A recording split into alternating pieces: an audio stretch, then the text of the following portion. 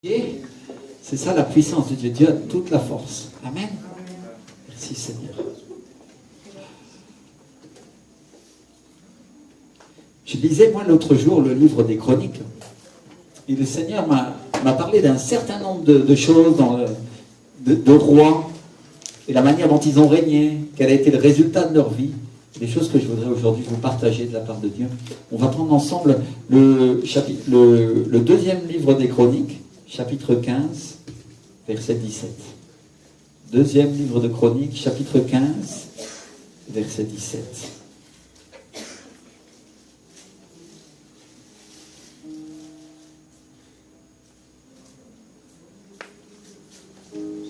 Dans ce verset, vous avez trouvé que la Bible nous dit que le cœur d'Asa, le roi Asa, fut entier à l'Éternel pendant toute sa vie. Dites avec moi, un cœur entier pendant toute sa vie.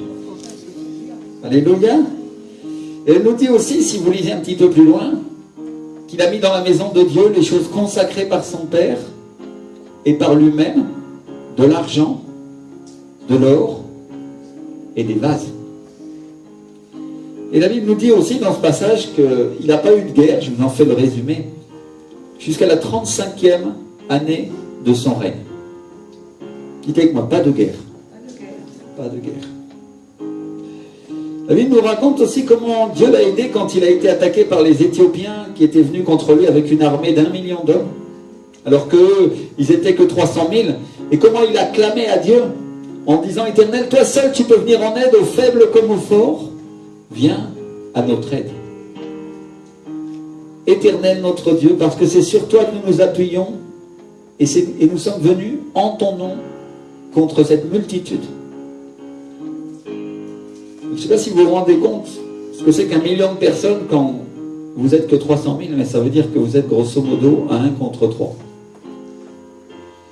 Un petit peu difficile. Et le roi Asa, il dit une chose qui m'a attiré l'attention, il dit aussi, Éternel, tu es notre Dieu, que ce ne soit pas l'homme qui l'emporte sur toi. Dites avec moi, que ce ne soit pas l'homme. C'est-à-dire que ce ne soit pas la force de l'homme qui l'emporte, Seigneur. On peut dire que c'était une prière vraiment spirituelle, une prière vraiment inspirée par le Saint-Esprit. Une prière que nous pouvons faire au moment où on voit l'opposition du monde qui s'élève contre nous, n'est-ce pas? Seigneur, que ce ne soit pas l'homme qui s'élève et qui gagne contre toi. Que dans mon témoignage chrétien, dans mon travail, dans ma vie professionnelle, ce ne soit pas ceux qui sont des incrédules et des impies qui gagnent contre toi, Seigneur. Que dans mes finances, Seigneur, ce ne soit pas Mammon qui gagne contre toi, Seigneur, alors que tu es un Dieu qui prospère et qui multiplie. Que dans ma vie personnelle, Seigneur, ce ne soit pas l'homme qui gagne, mais ce soit toi, mon Dieu. Prière spirituelle. On pourrait dire que Asa, bien sûr, c'était un juif qui était sous la loi, mais on peut dire qu'au jour d'aujourd'hui, il aurait été un bon chrétien, non? Un chrétien vraiment spirituel. Qui voit 1 million d'hommes et qui dit, Seigneur, que ce ne soit pas l'homme qui gagne contre toi. C'est pas possible. T'es Dieu. Pas toute la puissance. Même si moi je suis faible, même si j'ai pas de force, tu peux venir au secours du faible comme du fort. Quand j'en peux plus, toi t'en peux encore. On pourrait dire comme ça, non? On peut dire que c'était un vrai chrétien. On pourrait dire. Quelqu'un qui cherchait Dieu. Quelqu'un qui faisait des efforts pour lui obéir et pour mettre le pays dans lequel il régnait, c'est-à-dire la tribu de Juda, en règle avec lui. Dites avec moi, en règle avec Dieu. Il faisait tous ses efforts pour ça. Parce que Asa, c'était un homme intègre qui recherchait la faveur de Dieu. C'est quoi la faveur? Beaucoup de gens cherchent la faveur de Dieu. On peut dire que le roi Asa, dans ce cas-là, il a eu la faveur. Parce que la Bible dit que Dieu lui est venu en aide et que Dieu a détruit les Éthiopiens sans qu'aucun d'eux puisse sauver sa vie parce qu'ils ont été détruits par l'Éternel et par son armée. Dites avec moi, par l'Éternel et par son armée. Le million d'hommes qui venaient contre eux, il n'y en a aucun qui a pu sauver sa vie. Je ne sais pas si vous vous rendez compte de ce que ça veut dire. 1 million de morts. Parce qu'il s'était élevé contre le royaume de Juda. qui suivaient Dieu et qui avaient un roi qui commandait, qui dirigeait, qui avait un cœur entier envers l'Éternel. Dites avec moi, un cœur entier. 1 million de membres. C'est quoi le bénéfice d'avoir un cœur entier?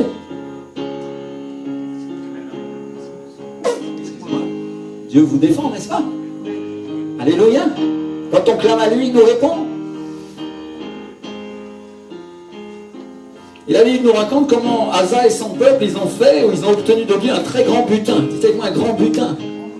Quand on va à la guerre et qu'on gagne une bataille, il y a un butin.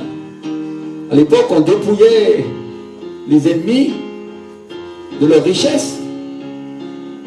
Il ne leur restait plus rien. Et ça représentait beaucoup d'argent.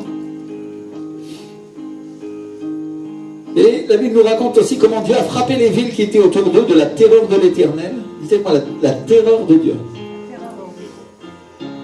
Et comment ils les ont dépouillés aussi. Dites-moi, ils les ont aussi dépouillés. Imagine, les ennemis viennent contre toi, ils t'attaquent. Et non seulement tu clames à Dieu, ils sont un contre toi, Dieu les tue tous. Tu prends toutes leurs richesses, et les villes qui sont autour, tu prends toute leur richesse aussi. Mon frère, ma soeur, je vais te dire une chose. C'est comme ça que Dieu va traiter les impies et ceux qui croient en Dieu. Amen. Dieu est un Dieu chez lequel il n'y a ni changement, ni ombre de variation. Dites avec moi, ni changement, ni ombre de variation. Il est bon, mais il est juste. Dites avec moi, Dieu est un Dieu juste. On peut dire que le roi Asa et le royaume de Juda ont obtenu une grande victoire. Et la Bible nous dit aussi d'Asa qu'il a fait ce qui était bien aux yeux de l'Éternel, son Dieu. On trouve ça en 2 Chroniques, chapitre 14, verset 1. On peut redire, mes frères et sœurs, que Asa c'était un bon roi. Dites-moi, un bon roi. Aujourd'hui, s'il avait été sous la grâce, on pourrait dire que c'est un bon chrétien, c'est quelqu'un qui dirige bien son église, ou c'est quelqu'un qui dirige bien le royaume dans lequel Dieu l'a placé, non? Nous sommes des rois, n'est-ce pas? Il y a une parole. Tu es roi de ton propre royaume. Tu diriges ta famille. Peut-être dans ton travail, tu es chef. Et dans ce cas-là, tu es un roi ou tu es une reine aussi, n'est-ce pas? Alléluia. Nous sommes des rois pour le Seigneur. Et nous dirigeons d'abord le royaume de nos propres vies. C'est là-dessus que Dieu nous a donné l'autorité en premier. Amen. Et la Bible dit que Dieu leur a donné du repos parce qu'ils avaient cherché Dieu et qu'ils s'étaient appuyés sur lui. C'est-à-dire 35 ans sans guerre. C'est avec moi, pas de guerre. La paix. Et la Bible nous dit aussi que la 36e année, le roi d'Israël, Baécha, le roi des 10 tribus, si vous connaissez la petite histoire, ceux qui ne connaissent pas bien l'Ancien Testament, il y a eu une séparation après Salomon des 10 tribus, il y a 12 tribus en Israël, des 10 tribus qui ont commencé à suivre plutôt des gens rebelles, qui sont devenus plutôt des religieux, ils ont commencé à adorer le veau d'or en disant voilà l'Éternel ton Dieu, c'est Jéroboam à l'époque, le chef de l'armée, qui avait fait ça. Il a mis les veaux d'or et il a dit voilà ton Dieu qui t'a libéré d'Égypte. C'est-à-dire ils ont commencé à adorer une image de Dieu. C'est 10 tribus. Mais la tribu de Juda, et je crois de Benjamin, sont restés fidèles à Dieu. Et ils ont continué à servir le Seigneur. Et Dieu les a gardés séparément, non? Et il y a eu une séparation, une division au royaume d'Israël. Où 80% des gens suivaient Israël, les 10 tribus, et faisaient mal, la plupart du temps. Quoique des fois, ils ont fait mieux. Et 20% étaient plutôt dans la tribu de Juda et de l'autre côté, étaient des gens qui adoraient vraiment Dieu. Donc on est à ces moments-là. Et la Bible dit que Baécha, le roi d'Israël, s'élève contre eux. Parce qu'il y a une chose qui va se passer à ce moment-là, si vous connaissez un petit peu l'histoire, c'est que Israël, les 10 tribus, vont s'élever systématiquement contre Juda et leur faire la guerre de manière permanente. Parce qu'ils n'adorent pas les veaux d'or, ils adorent le vrai Dieu. Vous comprenez ce que j'essaye de dire? Et ils vont utiliser sans arrêt la parole pour dire nous sommes de Dieu, mais sans lui appartenir. Un petit peu comme les pharisiens ont fait avec Jésus, ils ont persécuté les chrétiens, non? On va dire que ça ressemblait à ça. Et donc le roi Baécha, le roi d'Israël, des 10 tribus, il s'élève contre eux, il bâtit une ville qu'il appelle Rama, pour empêcher les gens du royaume de Juda d'entrer et de sortir de leur pays. Donc c'est comme si dans le quartier où tu étais, il venait un ennemi, et il construisait une ville à l'entrée et à la sortie pour pas que tu puisses rentrer et sortir de ton quartier. Pour que tu t'appauvrisses, pour que tu puisses plus faire de commerce, pour que tu sois enfermé là. Et la Bible nous dit que le roi Asa, il a sorti de l'argent et de l'or de la maison de l'Éternel et de sa propre maison. Et il a envoyé des messages vers Ben-Hadad, le roi de Syrie qui habitait à Damas. Il lui a dit qu'il y a une alliance entre moi et toi, comme il y en a une entre mon père et ton père. Voici, je t'envoie de l'argent et de l'or. Va rompre ton alliance avec Baécha, roi d'Israël, et qu'il s'éloigne de moi.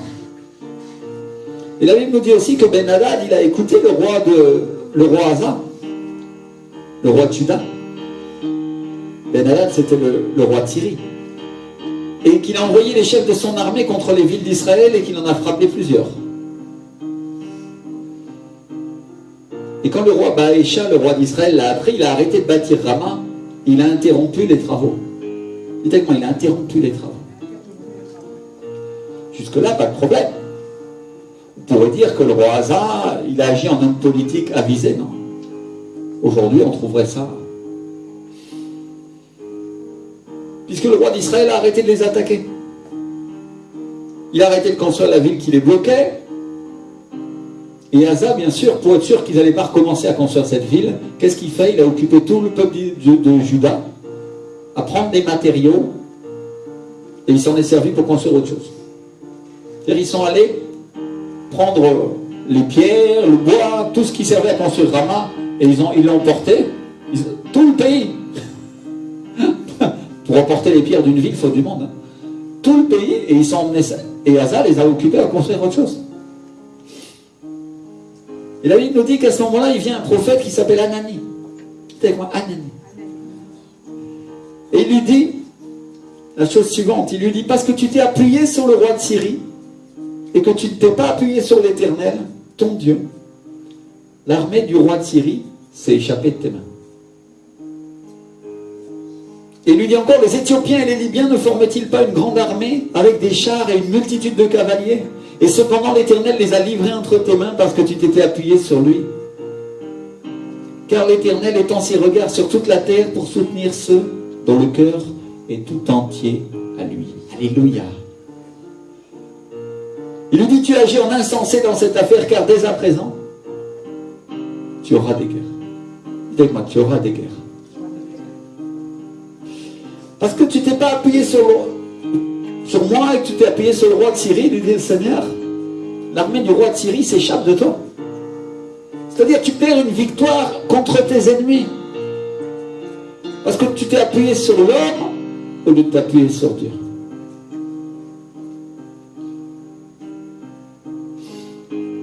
Et quand il lui dit, les Éthiopiens et les Libyens ne formaient-ils pas une grande armée avec des chars et une multitude de cavaliers? Et cependant l'Éternel les a livrés entre tes mains parce que tu t'étais appuyé sur lui.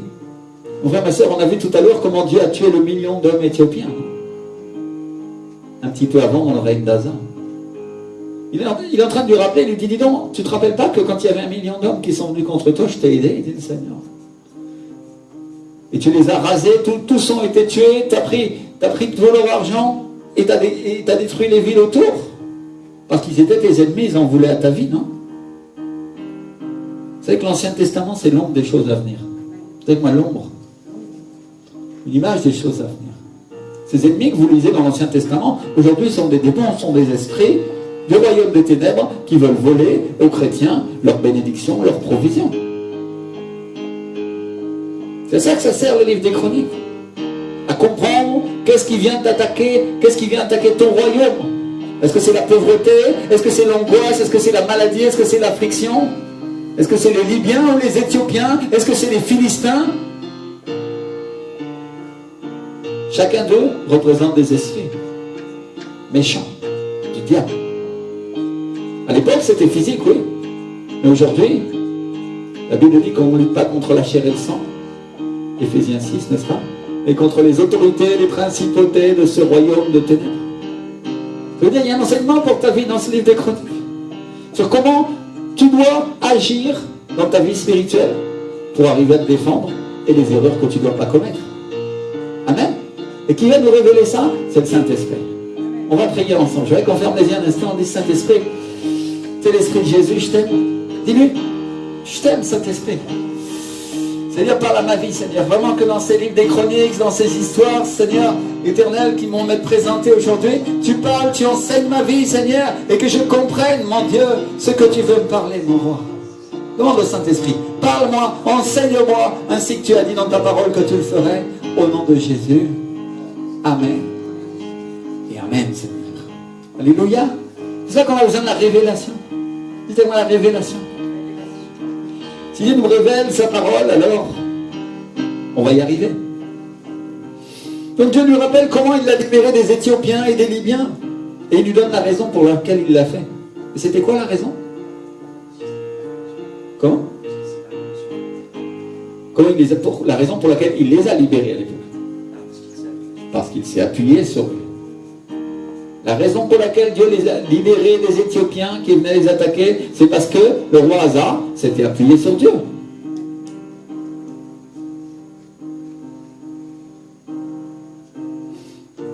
Et il lui dit une chose très importante. Il lui dit, les yeux de l'Éternel parcourent la terre pour agir en faveur de ceux dont le cœur est tout entier à lui. C'est au verset 9. En faveur de qui le Seigneur agit, mon frère, ma soeur?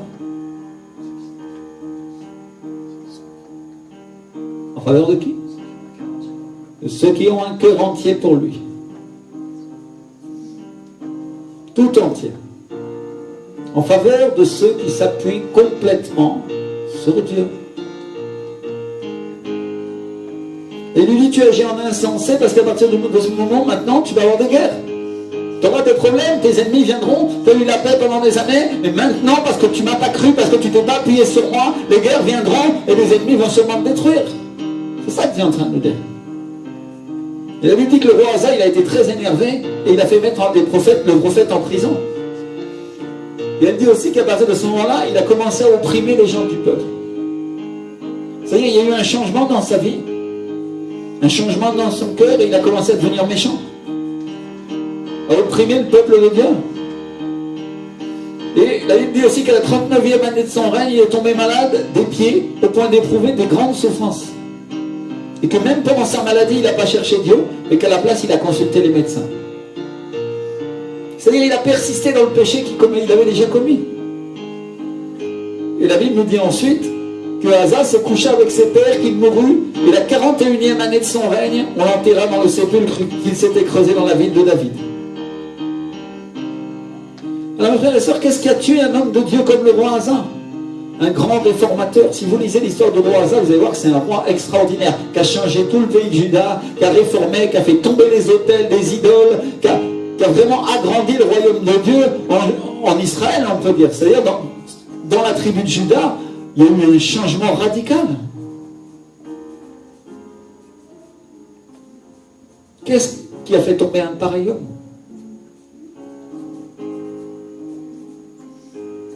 Une petite brèche dans le cœur, mon frère, ma soeur. Un petit peu s'appuyer sur l'homme, un petit peu s'appuyer sur ses propres forces, un petit peu prendre des décisions par lui-même. Et c'est devenu une habitude qui lui a fait commettre des grands péchés. Au point qu'à la fin de sa vie, au lieu de chercher Dieu, au lieu de s'appuyer sur lui, il commence à se tourner vers les médecins. Alors qu'il sait que Dieu peut guérir, que Dieu peut restaurer, que Dieu... Il compte plus sur l'homme que sur Dieu. Et combien de fois, mes frères et sœurs, on s'appuie sur la pensée de l'homme au lieu de s'appuyer sur la pensée de Dieu, non? Combien de fois ça nous est arrivé à nous? Combien de fois on s'appuie sur la tradition du monde au lieu de nous appuyer sur Dieu? Parce que les gens font comme ça, parce que j'ai toujours fait comme ça, parce que ma grand-mère a fait comme ça, parce que mon grand-père a fait comme ça, parce qu'en France on fait comme ça, parce qu'en Afrique on fait comme ça, parce qu'en Haïti on fait autrement, parce qu'en Argentine on fait comme ça, parce que dans ma dénomination, dans mon église on fait comme ça, et on n'a pas fait autrement. Et à la fin, pourquoi? Parce que ça, c'est pas appuyé sur la pensée de Dieu, mon frère, ma soeur. Dieu fait comme il veut. Il agit tantôt d'une manière, tantôt d'une autre. Celui qui est spirituel va le voir. Et celui qui agit selon la tradition de l'homme et qui s'appuie sur l'homme, il est aveugle, sourd et muet, il ne comprend rien. Il adore une idole, une image de Dieu parce qu'il ne connaît pas Dieu. À moins que toi tu sois capable de suivre quelqu'un que tu n'entends pas et que tu ne vois pas et tu ne sais pas où il est à chaque instant. Dieu est un Dieu que même si tu ne le vois pas avec tes yeux physiques, tu peux sentir sa présence, tu peux entendre sa voix, tu peux comprendre sa parole et tu sais où il est, à quel moment il est. Tout à l'heure on a vu que Dieu était là parce que la puissance de Dieu s'est manifestée, n'est-ce pas? Là on savait Dieu était là. Et comment on apprend quand Dieu est là? Que Dieu est là dans un moment de puissance, mais Dieu est là aussi dans le silence. On avait parlé l'autre fois du souffle, du murmure impassible de Dieu. Que Dieu n'était pas dans le feu, Dieu n'était pas dans la tempête, mais Dieu était dans ce murmure impassible. Et le prophète Élie le cherchait, et il le cherchait de différentes manières. C'était un prophète de Dieu, il connaissait Dieu, mais il l'a trouvé d'une manière qu'il ne savait pas, et qu'il ne comprenait pas. D'une autre manière. Alléluia. Donc intéressant, pour connaître Dieu,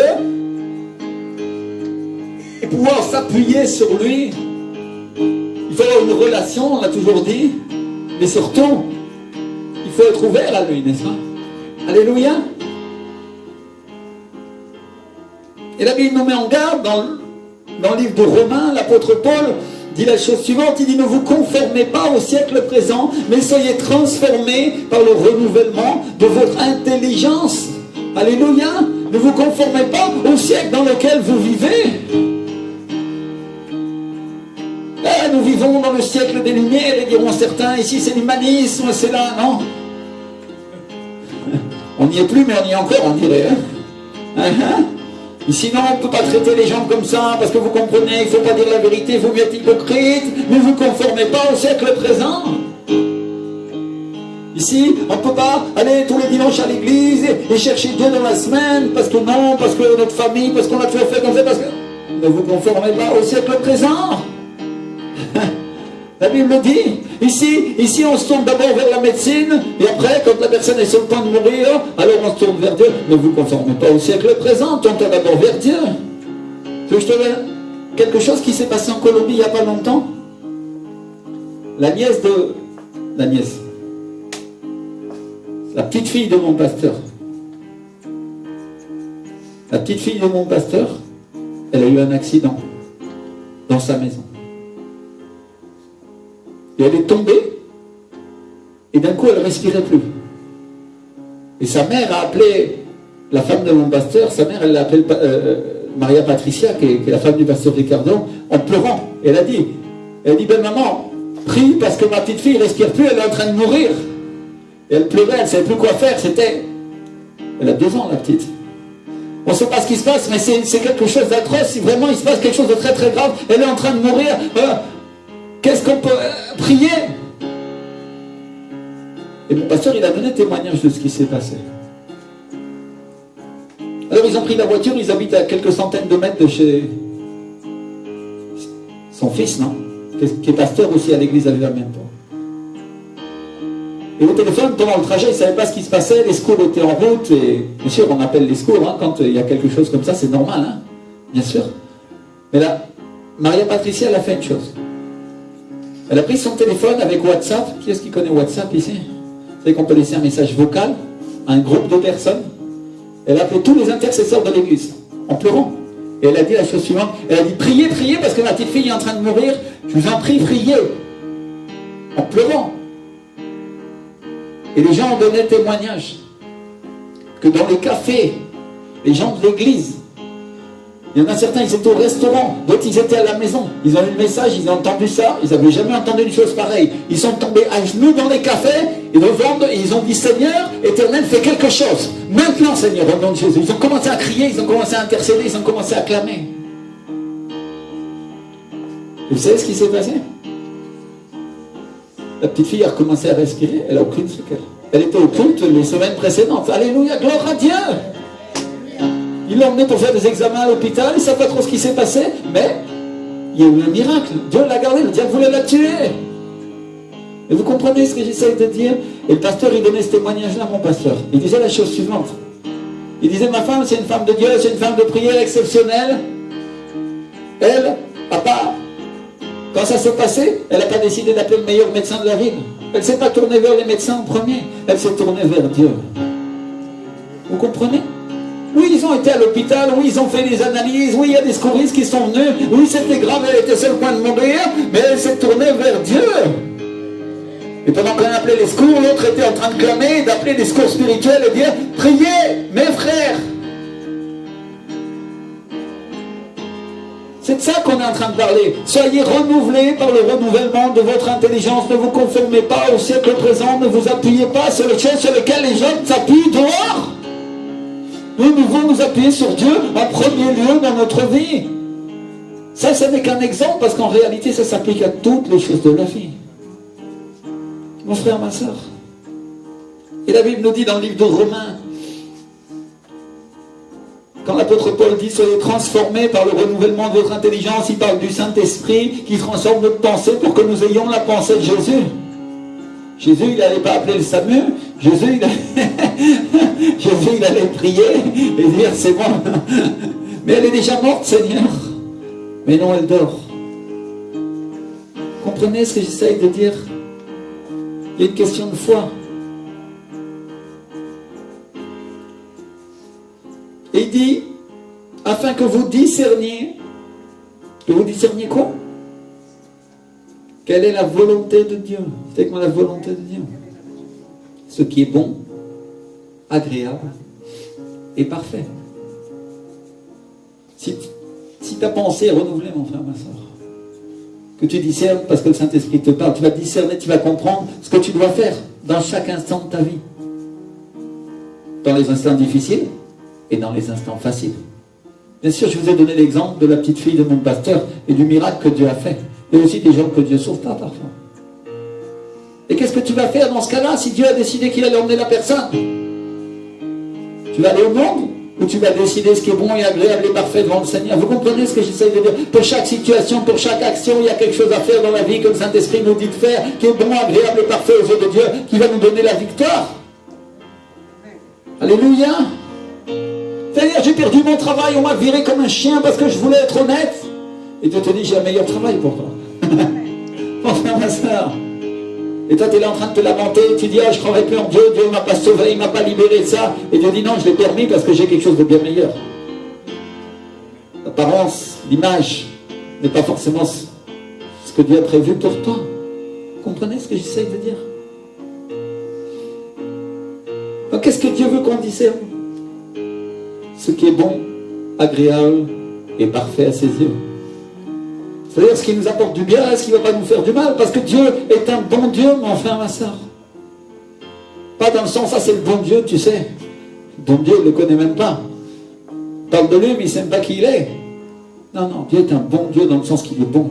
Il veut le bien pour toi. Il veut t'éviter des problèmes, il veut t'éviter qu'il t'arrive du mal.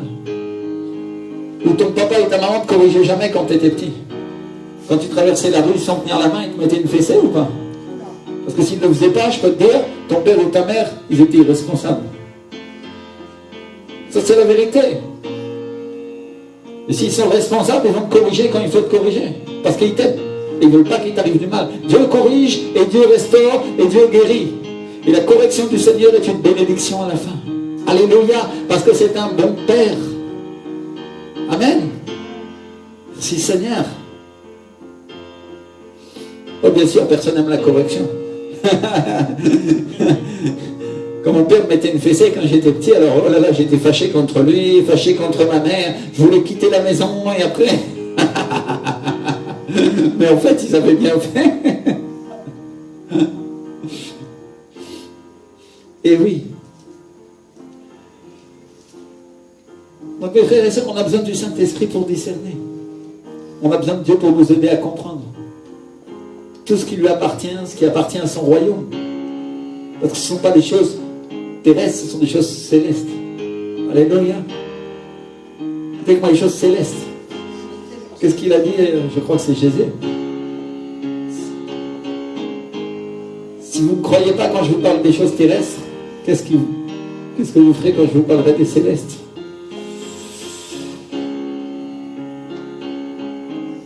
Imagine. Tu es là et tu dis, ah non, mais la correction de Dieu, non, parce que tu commences à intellectualiser, tu es le chrétien qui sort de l'église pour aller dans une autre, puis ensuite dans une autre, puis après il va plus à l'église parce qu'il ne veut pas être corrigé. Et quand Dieu va te parler des anges, alors tu vas faire quoi? Quand Dieu va te parler des choses du ciel, si tu es rebelle avec les choses de la terre, alors les choses du ciel, oublie. Vous comprenez?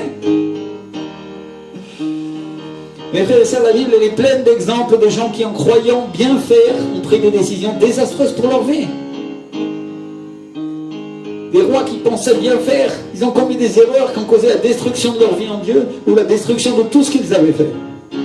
Je pourrais vous parler de Josaphat, le roi Josaphat, qui était le fils du roi Asa dont on a parlé au départ.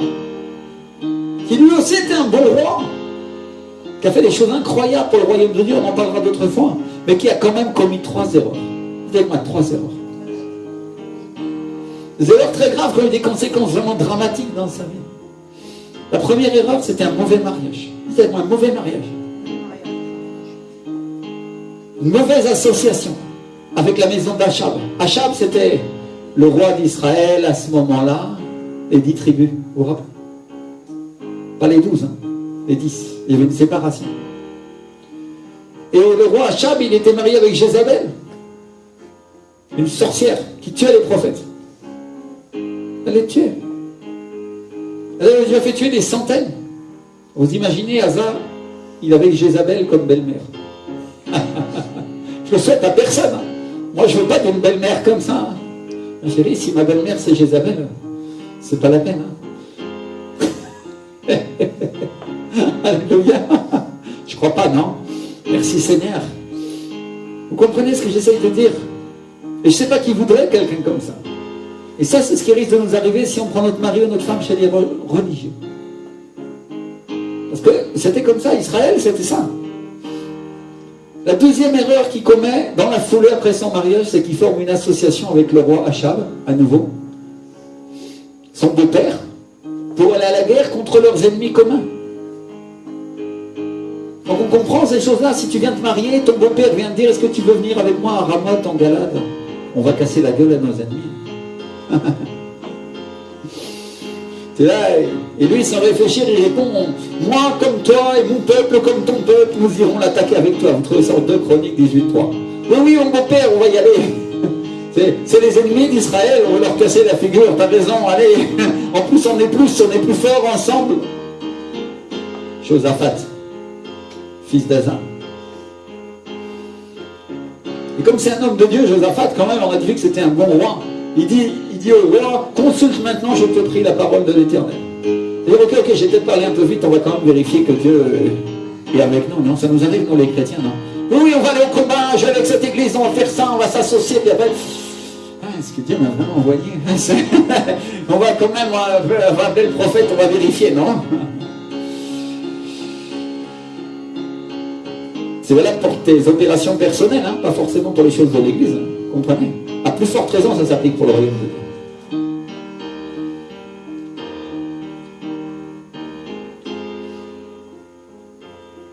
Et la Bible dit que le roi d'Israël, qui est Achab cette fois-ci, il rassemble, on est la génération suivante déjà. Il assemble 400 prophètes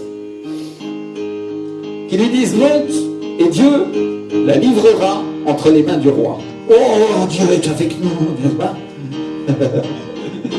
Et Josaphat regarde comme ça, il dit, n'y a-t-il plus ici aucun prophète de l'Éternel par qui nous puissions le consulter?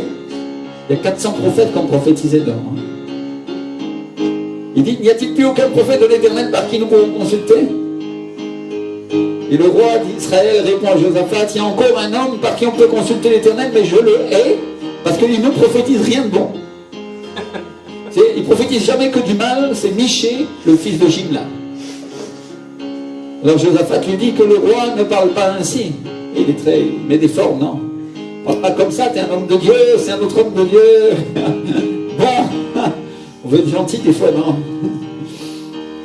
Mais frère et sœurs, Josaphat qui est un roi rempli du Saint-Esprit, un roi avec qui Dieu est, il se rend compte, dites avec moi, il se rend compte.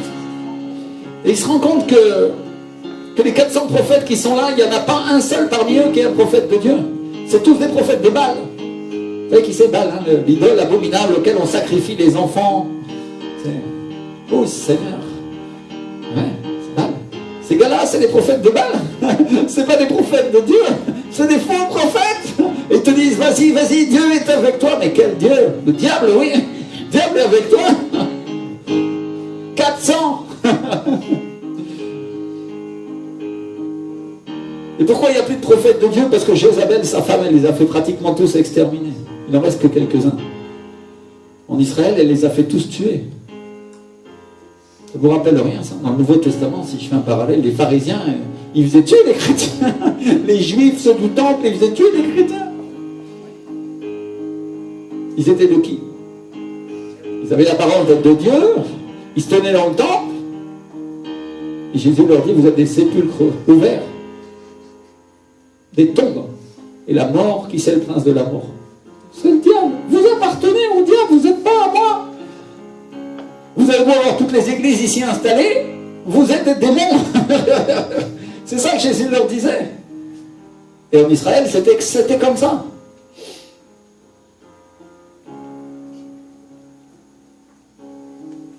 On peut supposer que c'était les prophètes de Baal, parce que le prophète Élie, dans un autre passage, il confronte les prophètes de Baal. C'est le moment où il dit, si Baal est Dieu, suivez de Baal. Vous souvenez, c'est le passage où les prophètes de Baal, ils se font des incisions, et lui, il fait un autel avec un sacrifice, et toute la journée, les prophètes de Baal, ils crient à leur idole, et l'idole ne répond pas, évidemment. Mais Élie, le prophète Élie, lui, qu'est-ce qu'il fait? Il fait un sacrifice, il mouille l'autel, il fait un fossé rempli d'eau, et le feu de Dieu tombe et il consume l'holocauste. Au premier appel. Seigneur. Et pendant ce temps-là, on voit le prophète Élie qui se moque des prophètes de Baal et qui leur dit, il leur dit, peut-être il est occupé, clamez encore. Peut-être, il se fiche d'eux. Avec les vrais prophètes de Dieu, ils sont plutôt cool. C'est pas des gens qui oh. Non. Si vous regardez le prophète Élie, vous allez voir que c'est pas quelqu'un qui avait beaucoup d'apparence, il s'en fichait royalement.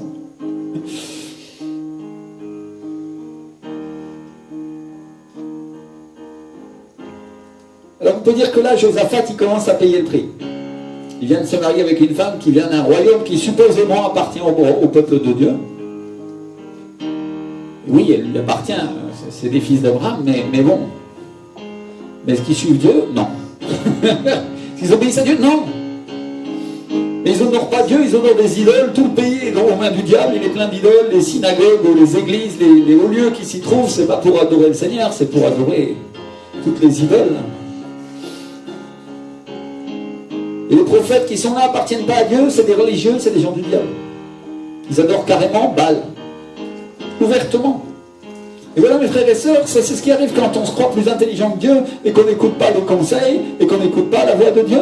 Et on va directement, et Josaphat qui pourtant connaissait Dieu, qu'est-ce qu'il fait? Il dit au beau-père, oh oui, je suis allé avec toi. Puis après, il dit, ah mince. Et pendant que tous les faux prophètes prophétisent devant le roi d'Israël, Achab, il envoie un eunuque pour chercher le fameux Michée qu'il déteste. Et vous voyez, avant je voudrais vous dire une chose. Parce que on entend Achab, il dit une chose à Josaphat, une chose qui est révélatrice. Il dit, il y a bien Michée, mais je le déteste parce qu'il ne prophétise jamais rien de bon. Alors laissez-moi vous poser cette question-là. Est-ce que vous venez pour entendre des bonnes prophéties? Ou vous venez pour entendre la voix de Dieu? Parce que c'est pas la même chose.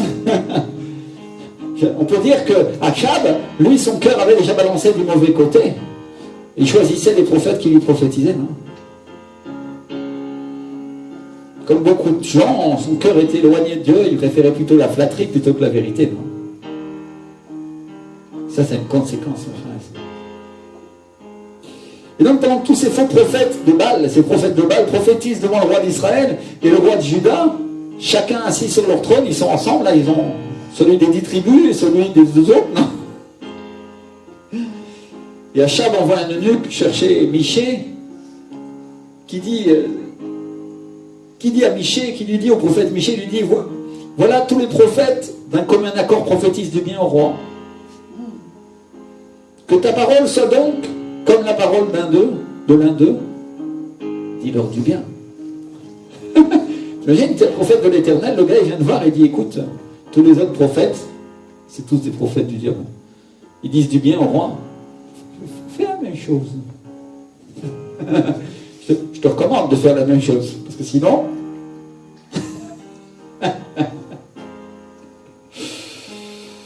Et Michée il répond la chose suivante, il dit, l'Éternel est vivant, j'annoncerai ce que dira mon Dieu. Vous voyez, intégrité, dites avec mon intégrité. Il dit, moi je ne peux pas dire autre chose que ce que Dieu dit. Soit bien, soit mal, non. Donc l'eunuque fait pression pour qu'il prophétise ce que le roi a envie d'entendre. Et quand Michée arrive près du roi, le roi lui dit, Michée, est-ce qu'il faut qu'on aille attaquer Ramoth en Galate, cette ville qui sont les ennemis d'Israël et qu'ils veulent aller ensemble pour leur casser la figure, hein? Et il répond, oui, oui, montez, montez, vous aurez du succès, ils seront livrés entre vos mains. Et le roi lui dit, combien de fois il va me faire falloir jurer de me dire que la vérité au nom de l'Éternel? Et le roi, il s'en rend compte. Il dit, me prend pour un andouille, lui. Imagine, combien de fois, Michée, il va falloir que je te fasse jurer de me dire que la vérité. Et Michée, il répond, je vois tout Israël dispersé sur les montagnes comme des brebis qui n'ont point de berger. Et l'Éternel dit, ces gens n'ont point de maître, que chacun retourne en paix dans sa maison. Le roi d'Israël dit à Josaphat, ne t'ai-je pas dit, il ne prophétise sur moi rien de bon, il prophétise que du mal. Et Michée dit, écoutez donc la parole de l'Éternel. J'ai vu l'Éternel assis sur son trône, et toute l'armée des cieux se tenant à droite et à gauche, à sa droite et à sa gauche. Et l'Éternel dit, qui séduira Achab, le roi d'Israël? Imagine-toi, mon frère, ma soeur, Michée, il a eu une vision de Dieu avec toute l'armée des cieux à sa droite et à sa gauche, et Dieu qui dit, qui va séduire Achab, le roi d'Israël, pour qu'il monte à Ramoth en Galate et qu'il y périsse. Qui va le séduire? Qui le trompera? Ils répondirent l'un d'une manière, l'autre d'une autre. Et un esprit vint se présenter devant l'Éternel et dit, moi, je le séduirai.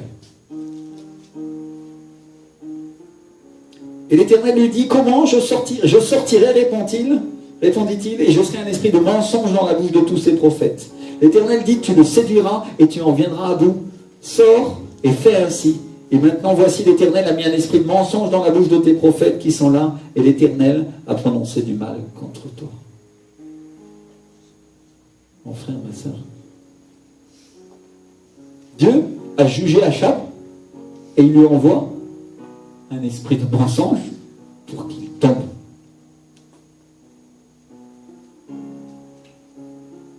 C'est pas Dieu qui fait tomber Achab, hein? C'est Dieu qui permet que le diable le fasse tomber. C'est-à-dire la volonté de Dieu, c'est que Achab, parce que sa femme, Jézabel, elle s'oppose au royaume.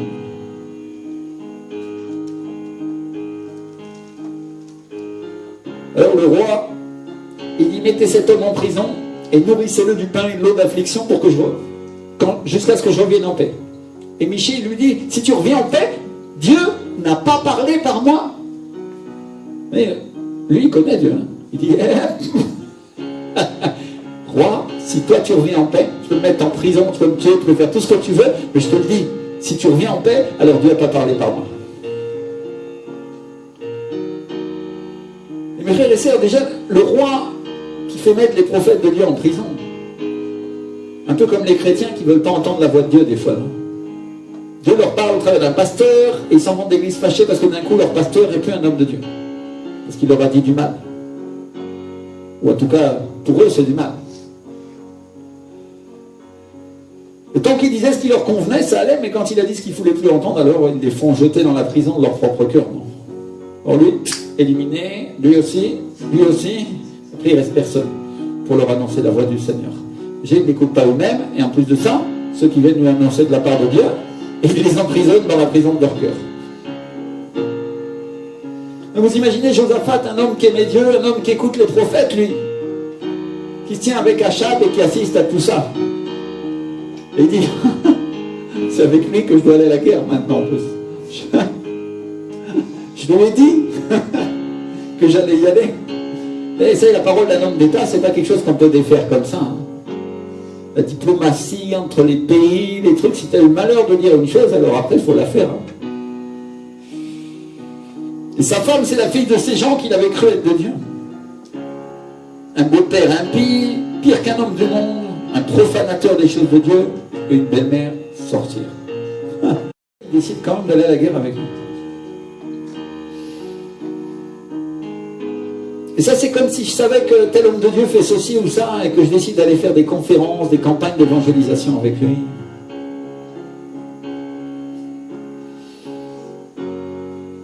Alors, le roi d'Israël, il dit à Josaphat, je veux me déguiser pour aller au combat. Mais toi, revêt-toi de tes habits. D'ailleurs, moi, je ne vais pas y aller en roi, mais bon. Toi, tu vas mettre tes habits de roi. Comme ça, si, en clair, si tu tues quelqu'un, ce sera toi. Sympa le beau-père, hein, ça. C'est ça qu'il est en train de lui dire. Et le roi d'Israël se déguise. Et ils vont au combat ensemble. Et la Bible dit que le roi de Syrie avait donné cet ordre. Vous n'attaquerez ni petit ni grand, mais vous attaquerez seulement le roi d'Israël. Dis avec moi, seulement le roi d'Israël. Mon frère, ma soeur, Dieu va s'arranger pour que même dans tes erreurs, même dans les péchés que tu peux commettre, celui qu'il veut détruire soit visé par ton ennemi et pas toi.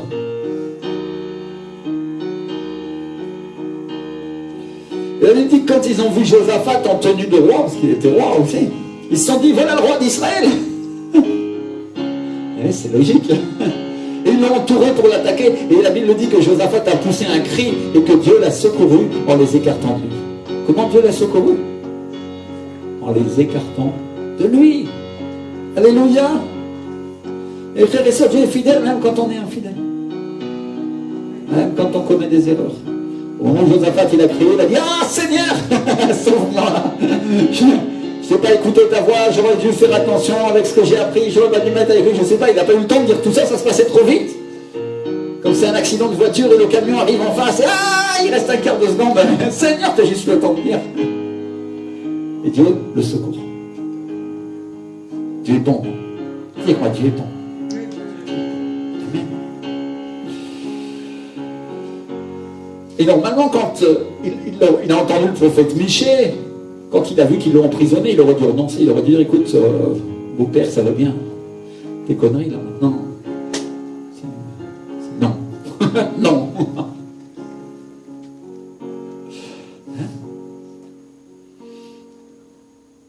Il aurait dû renoncer au combat. Il aurait dû dire à son beau-père, je suis désolé. Dieu me montre, Dieu dit que je ne dois pas y aller, alors je reste. Et il y a été quand même. Très certainement à cause de ce que les gens auraient pu dire, à cause de ce que le roi aurait dit, à cause de sa femme peut-être, à cause de la belle famille, à cause de ce qui aurait pu se passer s'il avait renoncé. Imaginez, il aurait été traité comme le paria, celui qui n'a pas de parole, celui qui n'est pas avec eux finalement. Il serait passé pour le méchant, non? Et sûrement on peut imaginer que ça c'est une des raisons pour laquelle le roi Josaphat il a été à la guerre. C'est pas une bonne raison. Ça, c'est un péché qui s'appelle la crainte de l'homme. Dis avec moi, la crainte de l'homme. Quand tu crains ce que les autres vont dire de toi parce que tu te dégages de quelque chose qui n'est pas bien. C'est un péché qui a failli lui coûter la vie. Hein. S'il n'avait pas crié à Dieu, il aurait été tué aussi. Dis avec moi, la crainte de l'homme, ça peut tuer. Dis la crainte de l'homme, ça peut tuer. Il faut que tu t'en rappelles. La crainte de l'homme, ça peut tuer. Et Dieu qui est fidèle le protège quand même. Mais le roi d'Israël, malgré son déguisement, la Bible dit qu'un homme tire son arc au hasard dans la bataille et que la flèche frappe le roi d'Israël au défaut de la cuirasse. Il n'y a pas de chance, hein, ce roi d'Israël, non? Il est malin. Il a entendu les prophètes de Baal qui lui disaient qu'il allait gagner. Il a entendu Michée. Et comme il, quand même, vous allez voir que Achab, c'était quand même un homme de Dieu. Un homme corrompu, mais un homme qui connaissait Dieu quand même. Et il savait, et il a dit, quand même Michel il a dit que j'allais être tué, je vais prendre des précautions. C'est pas idiot lui, non? Et on va demander à l'autre de s'habiller en roi et... Ça va, non? Il y a des chrétiens comme ça, non? Ils ont l'avertissement, ils font le péché quand même, ils essayent d'arranger le truc. Et pas de chance, il y a un soldat qui tire un arc au hasard dans la bataille. Et ça tombe sur un soldat, dans le défaut de la cuirasse. Vous savez, à la manche, la flèche rentre, elle transperce pile au mauvais endroit. et pas de chance, c'était le roi. La parole du Seigneur s'accomplit toujours en frère Vincent. Tu peux toujours faire ce que tu veux. Tu peux te déguiser en hypocrite et dire non, Dieu est avec moi, je fais ceci, je fais cela. La parole de Dieu s'accomplira toujours. Toujours. Pour juger celui qui est rebelle. Même s'il vient avec toutes les feuilles de figuier. Et là, ils ont des costumes taillés de chez Dior en feuilles de figuier, c'est magnifique. Grand pasteur. Dieu dit non. Vous comprenez ce que j'essaye de dire? Ce qui distingue un homme et une femme de Dieu, c'est l'onction et c'est son obéissance à lui. C'est pas sa perfection, c'est pas son apparence. C'est l'onction et c'est son obéissance à lui. Amen. Et Dieu envoie un prophète à Josaphat. Josaphat rentre, Seigneur, tu m'as secouru. Il s'assoit sûrement dans sa maison, tranquille, et là, crac, il y a un prophète qui lui débarque. et il lui dit, doit-on secourir le méchant et aimes-tu ceux qui haïssent l'Éternel? Il vient lui mettre la fessée, le prophète. À cause de ça, l'Éternel est irrité contre toi, mais il s'est trouvé de bonnes choses en toi, car tu as fait disparaître du pays les idoles, et tu as appliqué ton cœur à chercher Dieu. Dis avec moi, tu as appliqué ton cœur à chercher Dieu. Mon frère, ma soeur, malgré toutes les erreurs que tu peux commettre, tous les péchés que tu peux commettre, malgré la crainte de l'homme qui peut t'atteindre, si tu as appliqué ton cœur à chercher Dieu, tout ton cœur, et que tu as fait ton possible pour faire disparaître les idoles du pays, de ta vie, Dieu te sauvera, il te guérira et il te restaurera quand même. Vous comprenez combien c'est important de chercher le Seigneur, d'avoir un cœur entier pour Dieu, même si on commet des erreurs. Et bien sûr, on lit ces erreurs pour ne pas les commettre nous-mêmes. Dieu nous met en garde. Les rois ont reçu l'avertissement du prophète et aujourd'hui tu reçois l'avertissement de ton pasteur. Il dit fais attention, crains pas l'homme.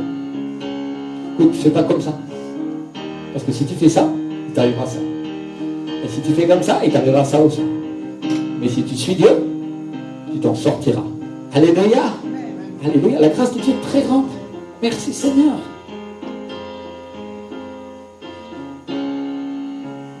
Et mes frères et sœurs, Josaphat, il aurait dû voir qu'Achab, il ne se comportait pas comme un homme qui écoutait le Seigneur, mais plutôt comme un homme qui luttait contre lui.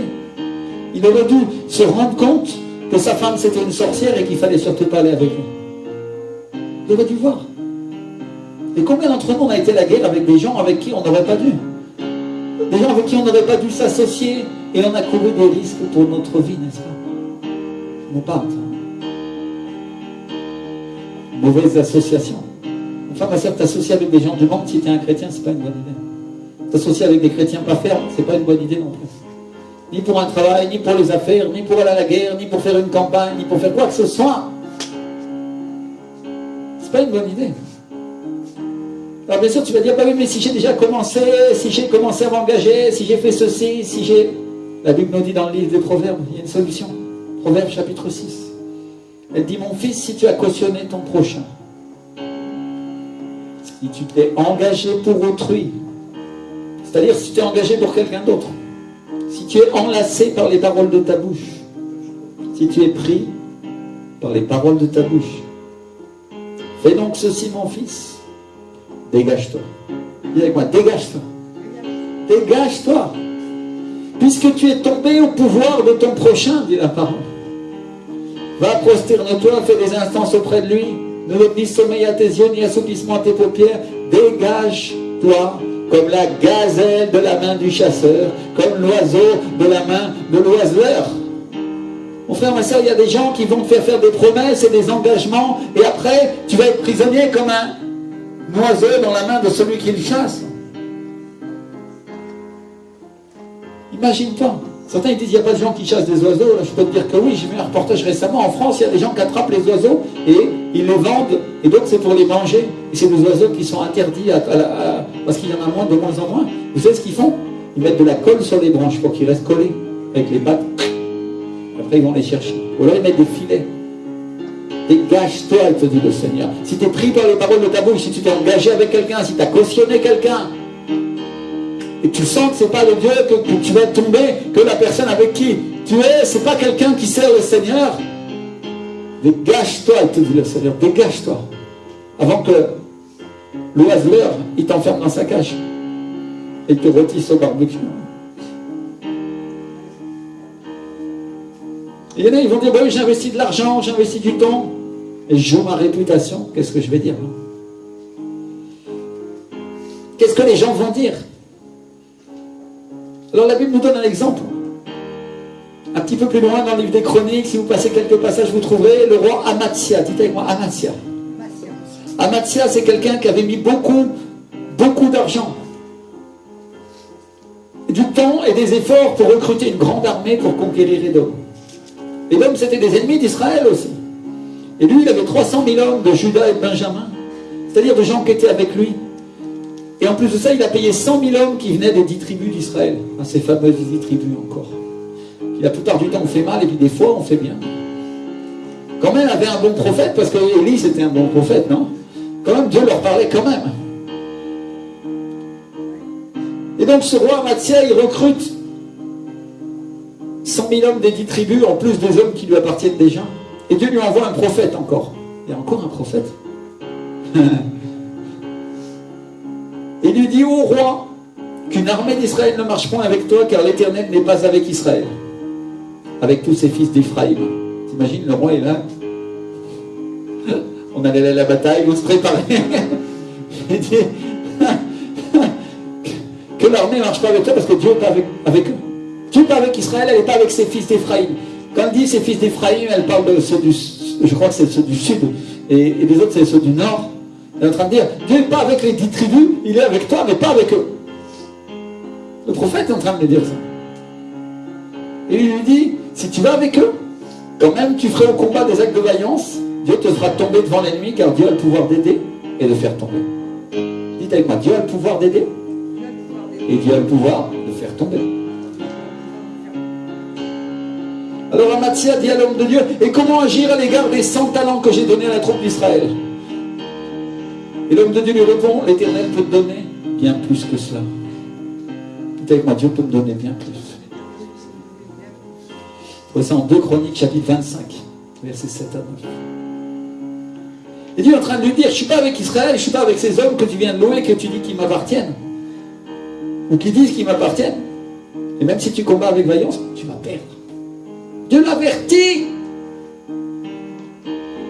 Et Amathia, il dit au prophète, et moi je fais quoi avec les 100 talents que je viens de payer? 100 talents, ça représente beaucoup d'argent, même pour le roi. Ça fait à peu près 668 000 euros, je crois. Et je fais quoi avec cet argent? Je viens d'engager là 668 000 euros pour les 100 000 soldats en plus. Et on fait quoi maintenant? Engagé dans des choses pour lesquelles il pensait bien faire, pour combattre encore les ennemis d'Israël, non? Et le prophète, il dit, Dieu peut te donner bien plus que ça. Bien plus que ça. La Bible dit que il les a renvoyés, et les soldats de ces 10 tribus se sont fâchés, ils sont partis, ils ont attaqué plusieurs villes du royaume de Juda. Ils ont détruit, ils ont fait. Mon frère, ma soeur, quand tu obéis à Dieu, il y a toujours une conséquence. Quand tu es engagé avec quelqu'un avec qui il ne faut pas, que tu te dégages avec lui, il va te faire des problèmes, il va te faire une mauvaise réputation, il va faire un tas de choses. Il y a toujours une conséquence. Et eux, ils ont attaqué carrément son royaume et ils ont commencé à tuer des gens. Peut-être il aurait dû y réfléchir avant. Peut-être il aurait dû prier, dire Seigneur, ou envoyer quelqu'un pour appeler le prophète et dire est-ce que t'en penses quoi qu'on fasse ça? Il y a une conséquence à nos actes, non? Ils ont tué 3000 personnes et ils ont volé beaucoup de choses. Et la Bible dit aussi que Amathia est allé dans la vallée du sel avec les troupes qui lui appartenaient et qu'il a battu 10 000 hommes des fils de Séhir et qu'ils en ont pris 10 000 vivants pour les précipiter du haut du rocher. C'est-à-dire, ils ont gagné contre les Édomites. Parce que Dieu lui avait dit et qu'il a obéi. Vous savez quand il a obéi? Il a eu des conséquences quand même, mais parce qu'il a obéi, Dieu lui a donné la victoire. Alléluia. Enfin, mais c'est même quand tu te trompes, quand tu es engagé dans une affaire que tu ne dois pas t'engager, avec des gens qu'il ne faut pas, avec qui tu ne dois pas travailler, pas t'engager, ou pas être avec eux. Dieu te dit, dégage-toi. Si tu m'obéis, tu te donneras la victoire. Conséquences, il y aura certainement. Mais bien moins pire que les conséquences qu'il y a si tu continues dans ce chemin-là. Parce que là, si tu continues, tu mourras. Prenez ce que j'essaie de vous dire, mes frères et mes sœurs. Le Seigneur est en train de parler à certains d'entre vous. Ils sont engagés avec des personnes à qui il ne faut pas, et le Seigneur te dit non. Non.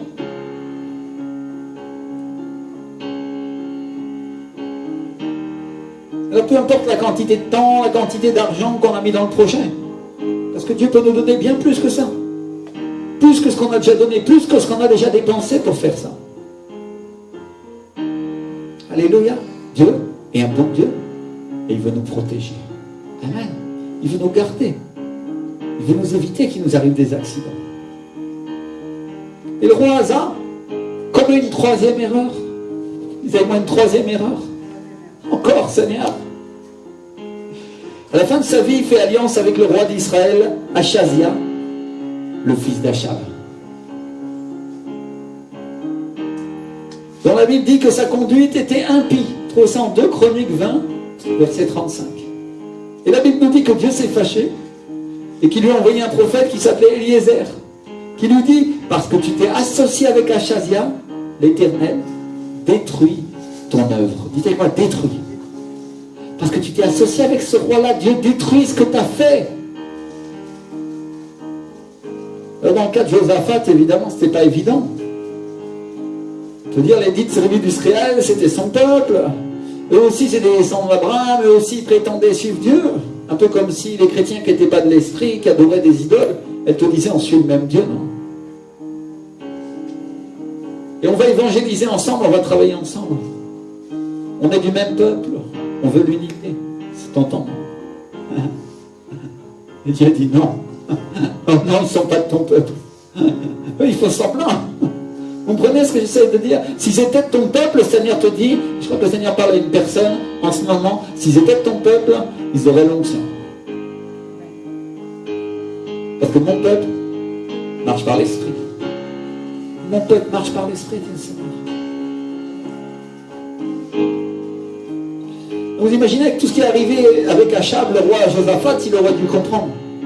Alors cette fois-ci, il baisse la voilure. Il dit non, non, non, bon, ok, on va pas aller avec Achazia chercher de l'or ensemble, on va simplement lui demander de construire les bateaux avec nous parce que ça diminue les frais, non? Ça se fait. Politiquement.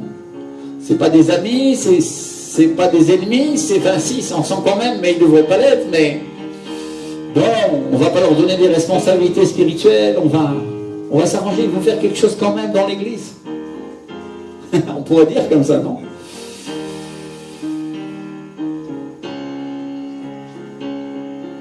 Et il fait alliance avec Achazia. Non pas pour être ensemble, pas pour aller à la guerre ensemble, mais seulement pour construire des bateaux pour aller à Tarsis. Et n'importe qui va dire, il n'y a pas de problème, ça se fait. Et Dieu s'énerve et lui dit non. À cause de ça, cet argent, cet or que tu allais chercher, tu le perds. Dis-moi, tu le perds. Tu perds aussi les bateaux parce que je les détruis. Et pourquoi? Parce qu'on ne peut pas aller chercher des choses incorruptibles avec des personnes corrompues. Vous le redis, ceux qui ne l'ont pas attrapé? Tu ne peux pas aller chercher des choses incorruptibles avec des personnes corrompues. C'est impossible. On va venir louer Dieu ensemble. L'autre, il ne croit même pas en Dieu. L'autre, il n'a même pas compris qui était Dieu. L'autre, il n'a même pas dit qu'il allait donner plus de sa vie à Dieu. Je ne peux pas. C'est impossible. Et l'homme de Tarsis, dans ce cas précis, C'est la présentation des richesses d'en haut, des richesses incorruptibles de Dieu. C'est l'or et l'argent que Dieu donne comme bénédiction à Salomon. L'or qui vient de la terre, un or qui vient d'un endroit corruptible, mais un or qui est donné comme bénédiction, comme un salaire. C'est le salaire de Salomon. Ton travail, qui est-ce qui te le donne? C'est le Seigneur? Ou c'est ta force? Sur qui tu t'appuies?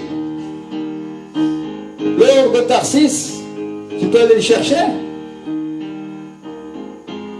Il dit oui, je peux aller le chercher, moi je vais construire avec le roi d'Israël des bateaux pour chercher l'or de Tarsis que tu donnais à Salomon, Seigneur.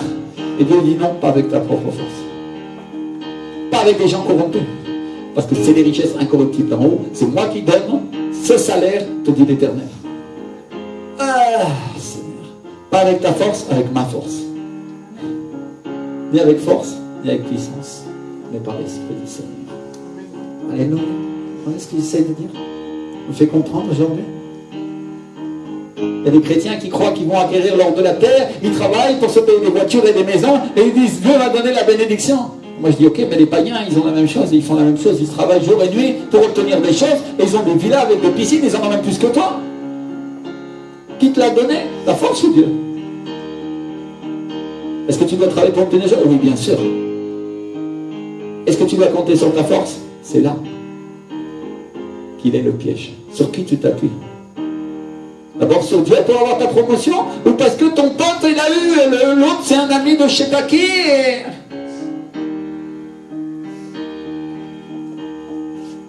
Où est le bénéfice, où est l'intérêt? Tu vas chercher l'or de Tarsis par tes propres forces?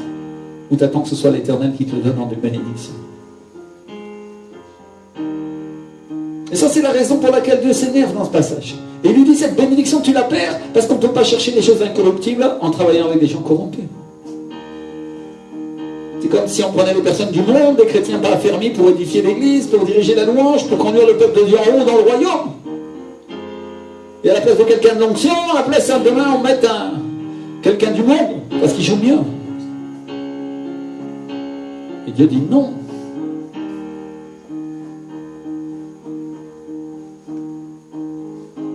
Donc on ne peut pas aller chercher des choses incorruptibles et les richesses de Dieu tant qu'on partage avec des gens corrompus. Frère, ma soeur, vous entendez ce que vous dit le Seigneur? Ceux qui pensent que toutes les églises sont pareilles, ceux qui pensent qu'on peut travailler avec tout le monde, ceux qui pensent que parce que la personne se dit être un homme ou une femme de Dieu, il appartient à Dieu. La première chose qu'on doit s'assurer avant de faire alliance avec quelqu'un, c'est qu'il ou elle est compatible. C'est-à-dire compatible. C'est que la personne est droite et honnête, c'est qu'elle aime Jésus, c'est qu'elle aime le Saint-Esprit et qu'elle va lui obéir. C'est quoi obéir à Dieu? Parce qu'il va dans le même sens, il va dans la même direction. Et mon frère, ma soeur, si tu montes dans une barque et que les autres rament à contre-courant, c'est très dur d'avancer. Tu n'y arriveras pas, je te le dis d'avance. C'est impossible.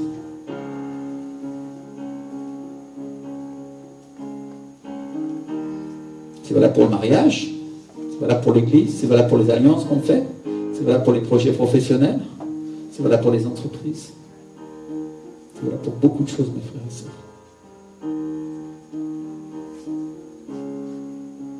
Vous voulez que je vous donne un autre exemple dans le Nouveau Testament? Un exemple que l'apôtre Paul il donne dans le livre de Romains.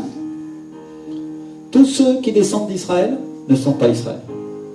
Vous voyez ça en Romains 9, chapitre 9, versets 6 et 8. Il dit, ce ne sont pas les enfants de la chair qui sont enfants de Dieu. Écoutez-moi, les enfants de la chair, ce n'est pas des enfants de Dieu.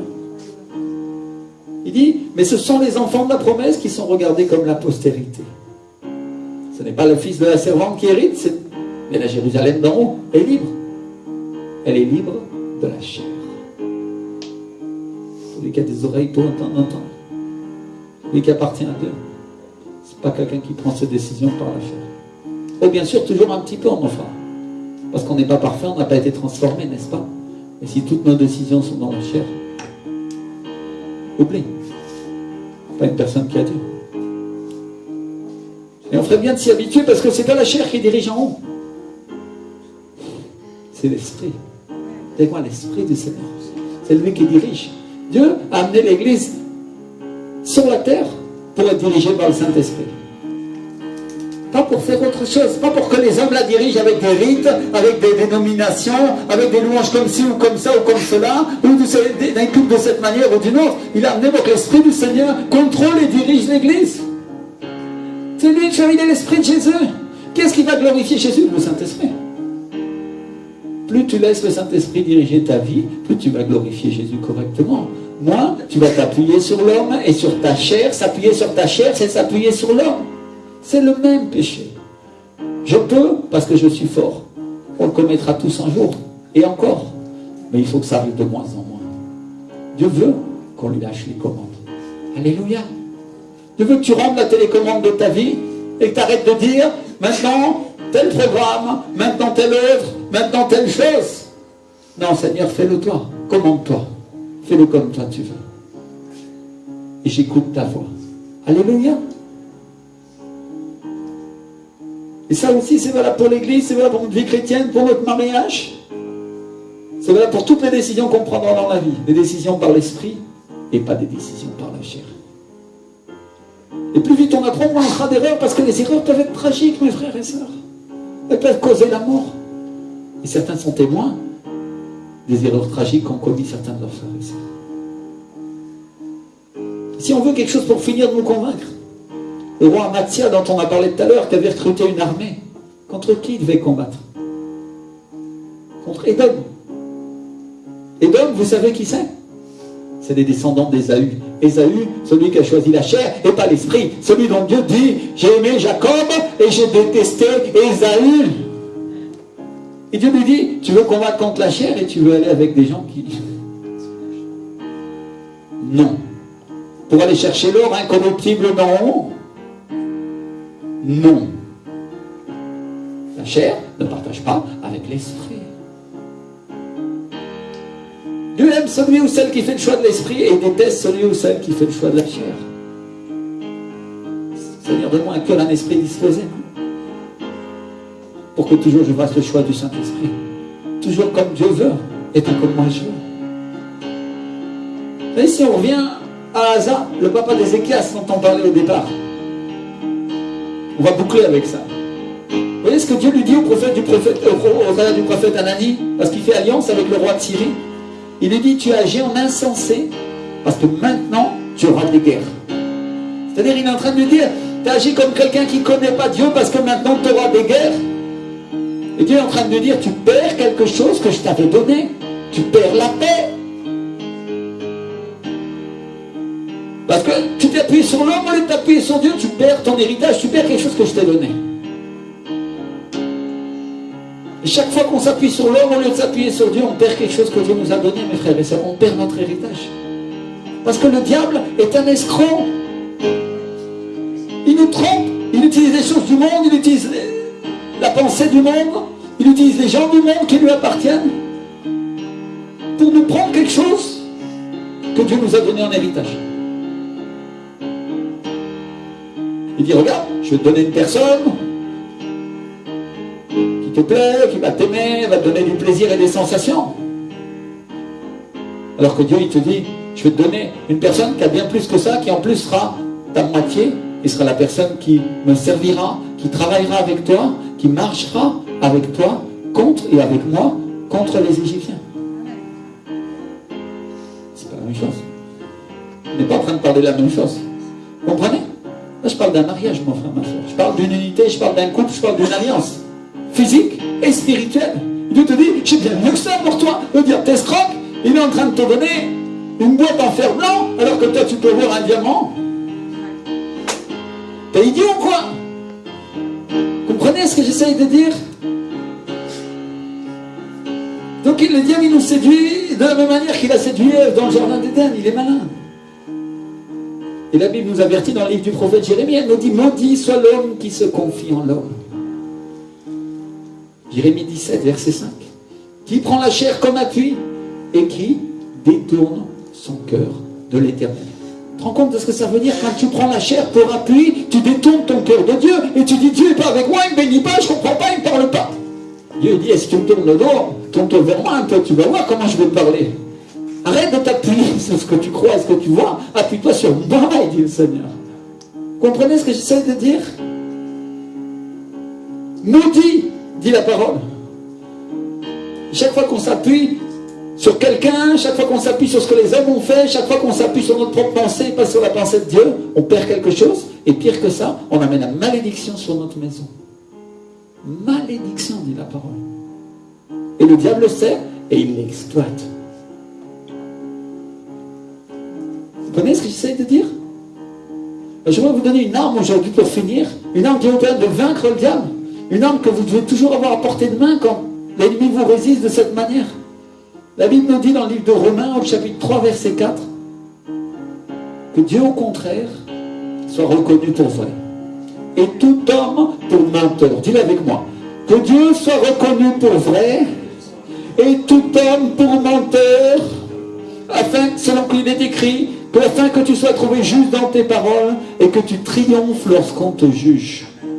Pour que tu sois trouvé juste dans tes paroles, dans ce que tu diras, et que tu triomphes lorsqu'on te juge. Que tu triomphes quand tu seras jugé au ciel, parce que tu as confessé des paroles de Dieu, qui sont des paroles de l'esprit, et pas des paroles de la chair. Non, Dieu n'était pas avec moi pour me délivrer de mes problèmes. Et Dieu dit, incrédule, incrédule.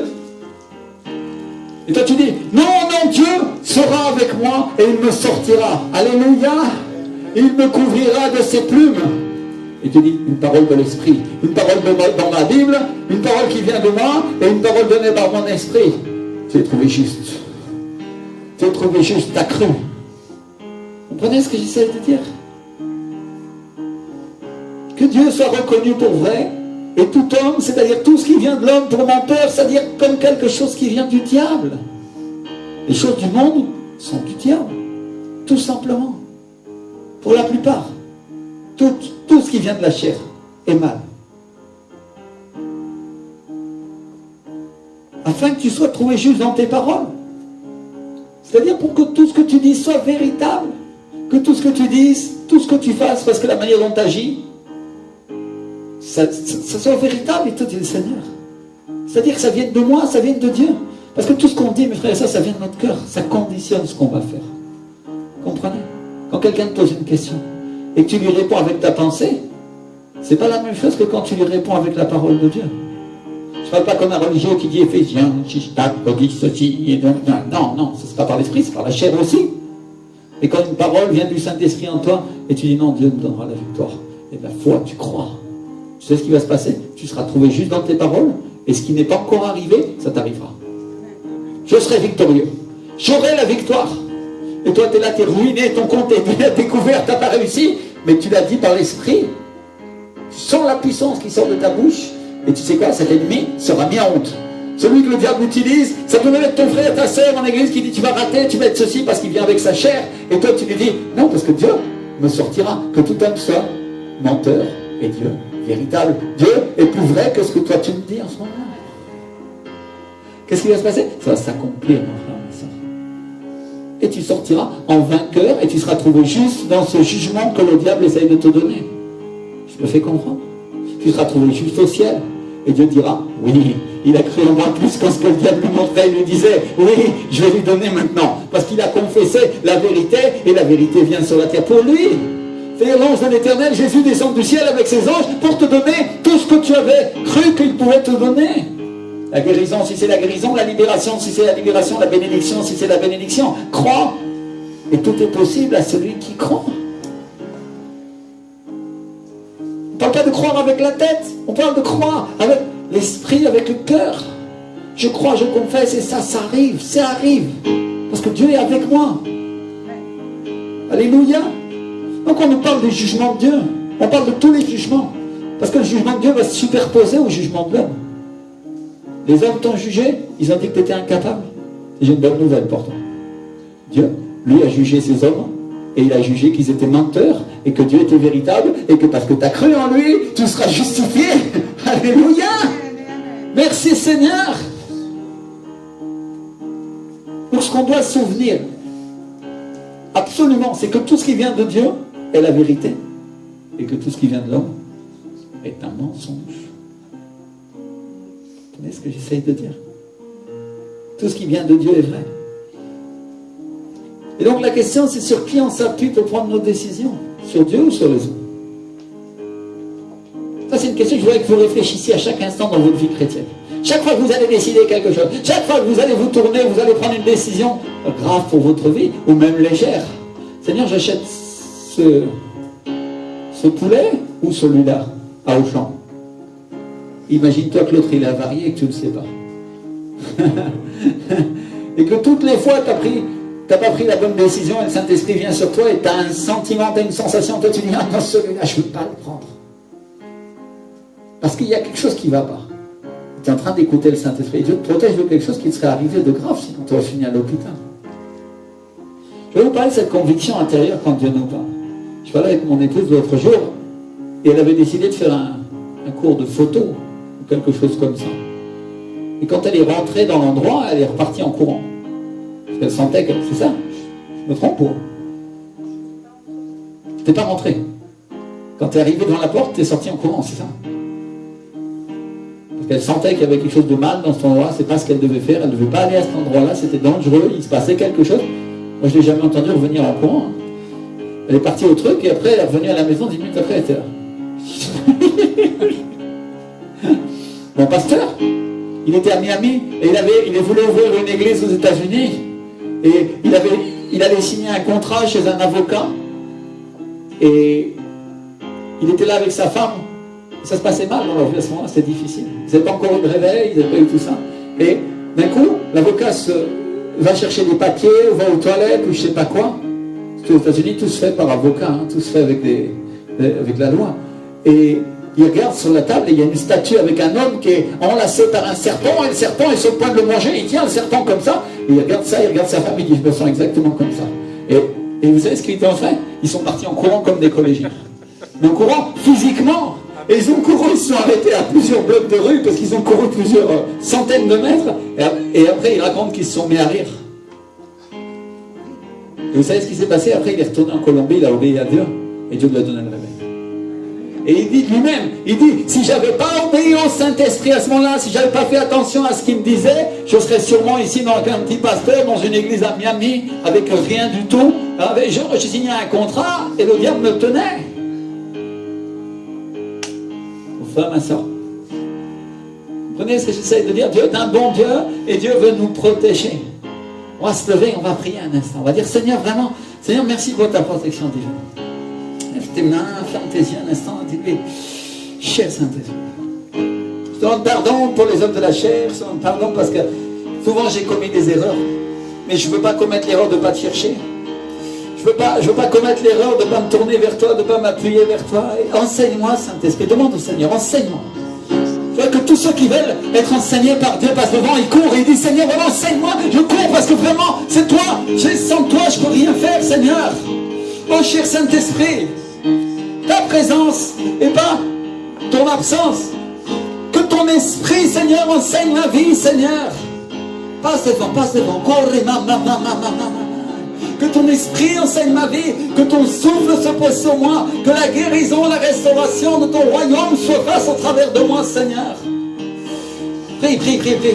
Demande au Seigneur, c'est entre toi et lui maintenant. Cher Saint-Esprit, dirige ma vie. Seigneur, que moi, quand je vais signer un contrat, que quand je dois me marier, quand je dois, Seigneur, faire cette chose ou telle chose, ou prendre une décision pour ma vie, Seigneur, je sois rendu capable d'écouter ton Saint-Esprit, Seigneur. Et miséricorde de ma vie, que ce soit pas l'homme qui triomphe, Seigneur, mais ton esprit. Oh, rabatakaremanda mama soya. Oh,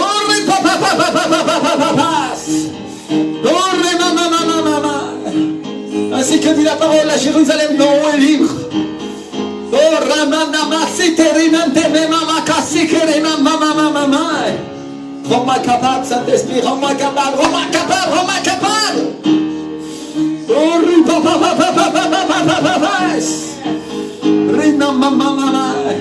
Écraser les œuvres de la chair, écraser le péché, écraser les mauvaises décisions à cause du Saint-Esprit, Seigneur, à cause de l'Esprit de Christ qui renouvelle ma vie. Cher Saint-Esprit. Oh, aide-moi à avoir la fermeté, Seigneur. Aide-moi à être solide dans les épreuves, Seigneur. Aide-moi à tenir malgré les circonstances. Si je me suis engagé à tort, que je me dégage, Seigneur. Rends-moi capable d'avoir la force de me dégager.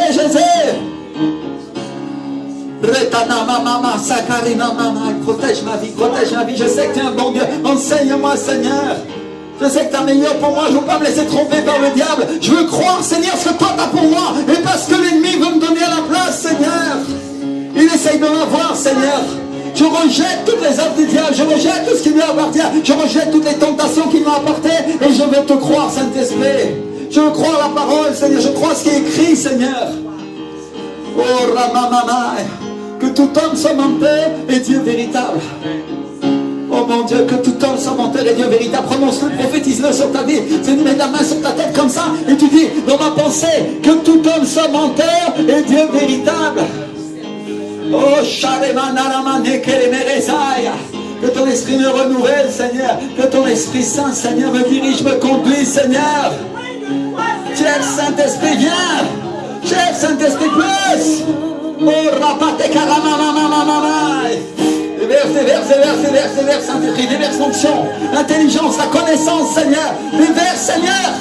Plus de ton royaume sur ma vie. Demande au Seigneur, cher Saint-Esprit, plus. Oh, ramanakamamamamai. Oh, peuple de Dieu, parle encore. Repate karamande keremeresaya. Rebaya la mamamai. Ainsi que dit la parole, que les fleuves de vie couleront de mon sein.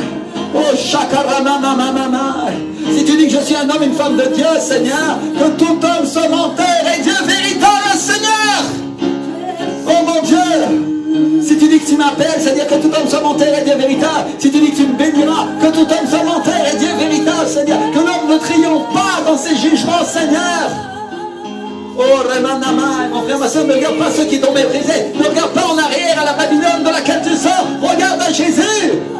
Oh, Shakamaya. Auteur et le consommateur de la foi, dit la parole. Celui qui a le pouvoir de t'apporter tout ce que tu crois. Oh, remane que les mérissantes, que les mérissantes, remanda mamai. Rima mamai, remets-lui tes études, remets-lui ton mariage, remets-lui ta vie, remets-lui ton service dans le Seigneur, remets-lui tes décisions, remets-lui toutes choses. Cher Saint-Esprit, non pas simplement ce que je crois, mais ce que toi tu veux, Seigneur, ce que toi tu vois, Seigneur. Oh, Ramamama, mon frère, ma soeur, le pasteur Ricardo aurait pu signer ce contrat. C'était une grande possibilité pour lui, aux États-Unis, pour un Colombien, de prêcher l'évangile. Et à la place, il a écouté le Saint-Esprit et le Seigneur lui a dit. Le Seigneur lui a montré que non, qu'il y avait quelque chose de plus grand en Colombie. S'il s'était fait avoir ce jour-là, mon frère, ma soeur, il serait avec une petite église et pas avec une église de réveil de 45 000 personnes. Aujourd'hui, il n'y aurait pas de pasteur Rémi en France qui aurait écouté sa voix. Il n'y aurait personne. Et tout ce que Dieu avait pour lui aurait été perdu. Demande au Seigneur, demande au Seigneur, demande au Seigneur. Demande au Seigneur. Demande au Seigneur plus.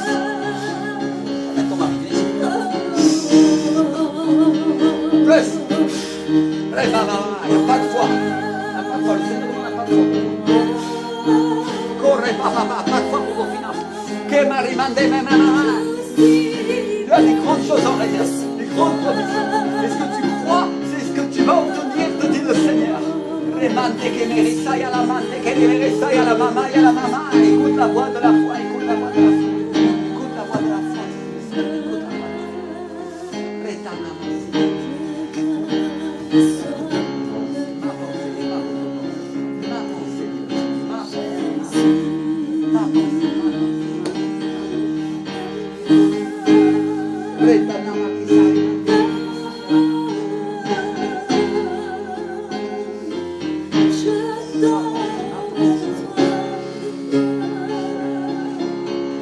Pensez de Dieu sur chacun d'entre vous. Pensez de Dieu, pensez de Dieu. Mets la main sur ta tête un instant et dis, Seigneur, je reçois la pensée du Seigneur, je reçois. Je reçois. La pensée du Seigneur, je reçois. La pensée du Seigneur, tu la veux? Prends-la. Je reçois la pensée de Dieu, je reçois la pensée de Dieu. Décision pour ma vie, correcte selon l'esprit et non pas selon la chair. Demande au Seigneur. Correct, dis-le avec moi, correct.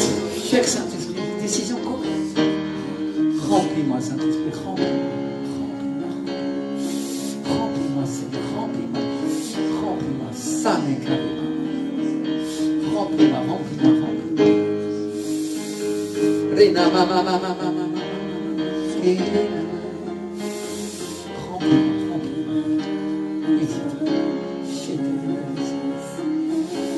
Casse-moi derrière, s'il te plaît. Ma pensée, Seigneur. Ma pensée, Jésus. Soit ta pensée. Ma pensée, soit ta pensée. Je pense comme toi. Je respire comme toi. Au nom de Jésus.